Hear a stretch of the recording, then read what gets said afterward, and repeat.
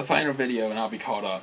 DC Comics Challenge Day 14. It's Day 14. My favorite live-action DC comics. And my favorite live-action DC show. Which is an ongoing series. It just ended its second season back in May, I believe. May? Was it May? It was May. It ended its second season in May, and it has been renewed for a third season, and it's even getting a spin-off. So, you know it's good. I'm talking about Arrow.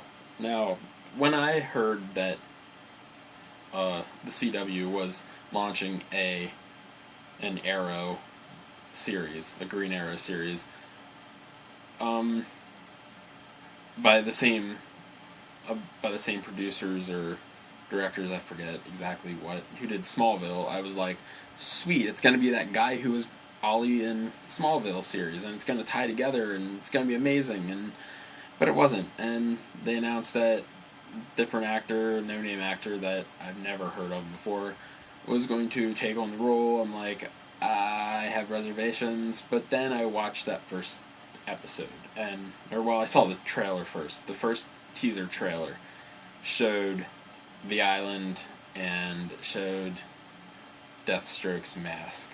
And when I saw that, I was like, Deathstroke's going to be a villain in this series. It might have just redeemed itself, and I might not, it redeemed itself without me having to watch it. So, of course, I watched it, and I immediately, it was immediately my favorite TV adaptation for, superheroes. And so, and the main reason why it clicked was all of the nice little Easter eggs that the writers threw in. Like, every episode contained a reference to something else in the larger DC universe. The references of, they reference, especially that first season, they reference Bloodhaven a lot, and the League of Assassins and Nanda Parbat, and just different aspects that might not get, explained further, and then in season 2 they just kicked it up to a whole new level. They introduced Black Canary, which the one thing about the series that really annoys me sort of for diverging from canon is the whole Black Canary situation. How, there's no Dinah Lance. Well, it's Dinah Laurel Lance, but in the show her name's Laurel, but she's not Black Canary, it's actually her sister Sarah.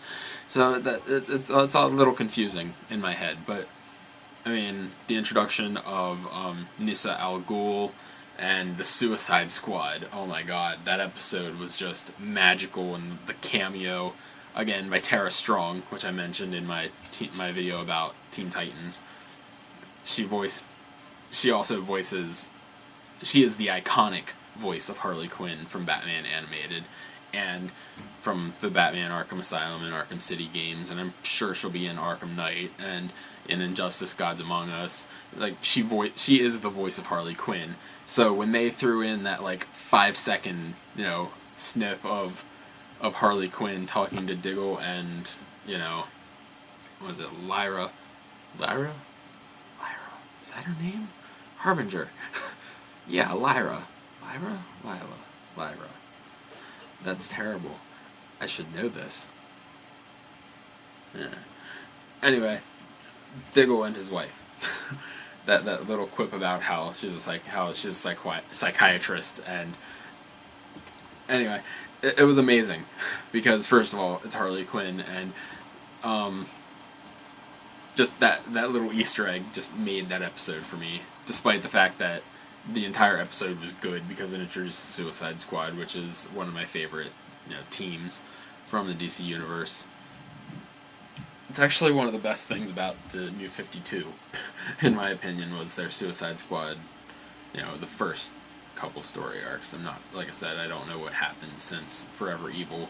I know the entire team's changed dramatically, so I'm getting off topic. Anyway, Arrow. Again, Deathstroke. Deathstroke just being there is made the show better. And the actor that they got to play Deathstroke, which I'm terrible with actors' names. I know he was in Spartacus, so, which one of my friends keeps telling me about. That's the only reason he watches Arrow, is because that guy's on it, and like Deathstroke's such a great character. And if Deathstroke's not on it, I'm gonna stop watching it. But I mean, he lies because he's hooked on the show just as much as I am. Anyway, yeah, that Deathstroke in that series is amazing. The Queen family is just portrayed perfectly, except the introduction of Thea, who's not in the comics, and based on what happened to her character in the season 2 finale is just, I can't wait to see what happens with that. So yeah, Arrow, like I said, it has a spin-off coming out soon, which is Flash, which started as a 2-part pilot mid-season of Arrow, which, again, if it's the fact that they're trying to build a universe that was started in this one show. And so yeah, Arrow is my favorite live action DC show. Yeah. So I'm not gonna go any longer for this video, except to say that next one is day 15, which I will do tomorrow. I will. And that is character who needs their own show or movie. Probably not going to surprise you. So I'll see you then.